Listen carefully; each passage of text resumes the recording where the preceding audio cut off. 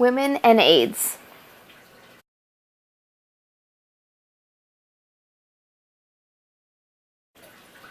Women are at a higher risk than men for contracting AIDS. They are twice as likely to contract HIV than men due to a larger mucosal surface in the vagina. The leading cause of death for women of reproductive age worldwide is AIDS. High rates are due to intimate partner violence and gender inequality.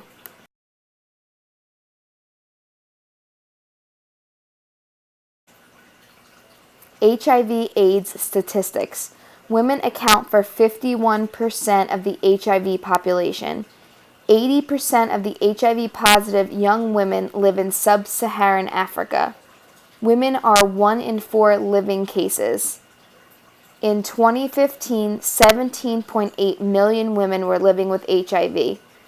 1.9 million new infections occurred. 2.3 million infections were among women ages 15 to 24.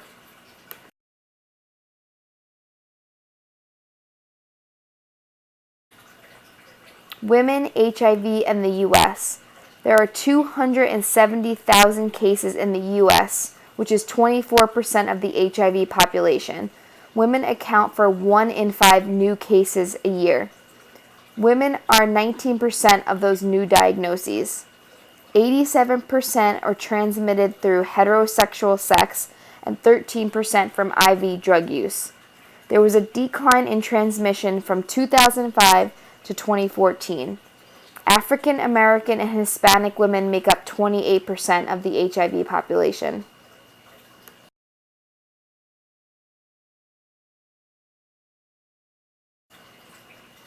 HIV medications in women.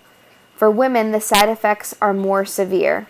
There is a decrease in effectiveness of hormonal birth control methods that could lead to more unwanted pregnancy. Medications are metabolized differently during pregnancy and may need adjusting. Side effects make adhering to medication regimens more difficult, and antiretrovirals are not proven to cause birth defects.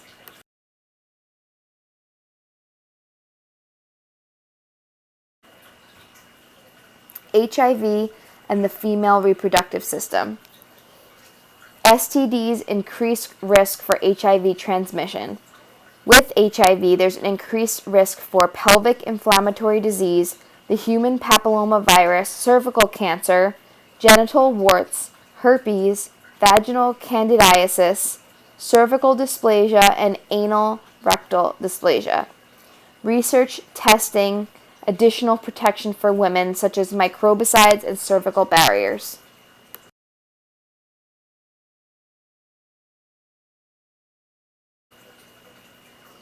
HIV, AIDS, and intimate partner violence. Women are experiencing intimate partner violence are 50% more likely to contract HIV. Increased transmission due to injuries and blood exposure.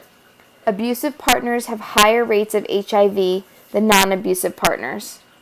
37% of HIV-positive women admit to being assaulted. 45% of adolescent girls stated their first time was forced.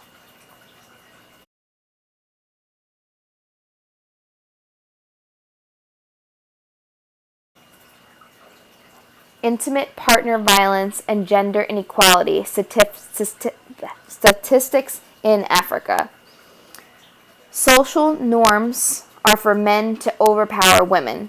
Older men with multiple partners marry young women of reproductive age. Men are justified in beating their wives if they argue or refuse sex.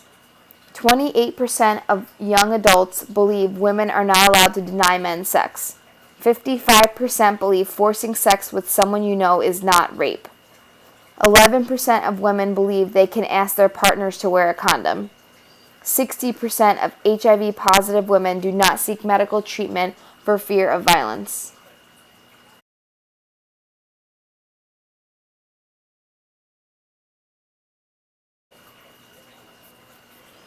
HIV/AIDS education. Education decreases HIV transmission and unwanted pregnancy. Women who complete secondary education are 5 times more likely to have knowledge of HIV. 80% of sub-Saharan Africa does not finish secondary school.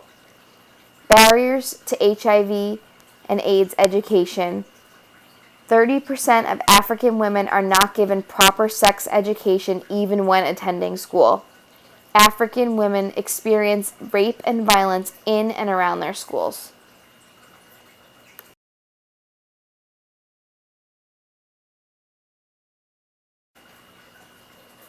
Healthcare barriers. Some countries deny healthcare to HIV and AIDS patients. Mandatory parental consent deters adolescents from being tested. Some countries do not allow sex workers, IV drug users, and homosexuals to seek care or testing. Do not seek healthcare due to fear of violence or stigma. Community and home-based testing have increased testing rates. Rural areas have high prevalence of HIV and have little to no access to healthcare.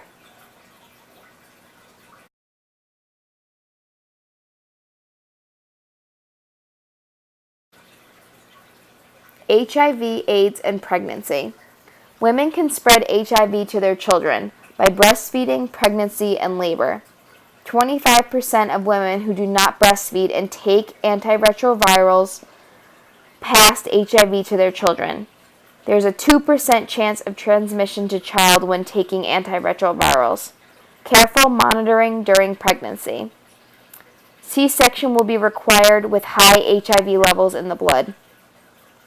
27% of pregnant women were not on antiretrovirals in 2014.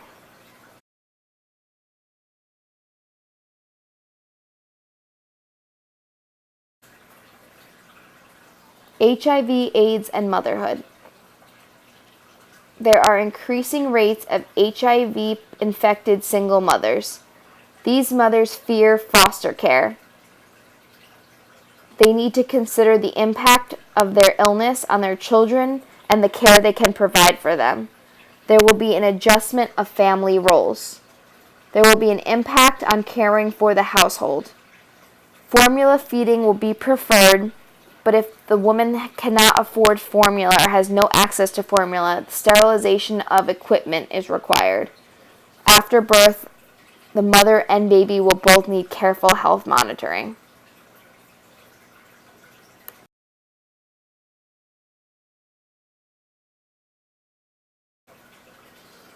HIV, AIDS prevention, cash transfers, school-based interventions, HIV services and counseling, family planning, and global awareness. March 10th is National Women and Girls HIV/AIDS Awareness Day.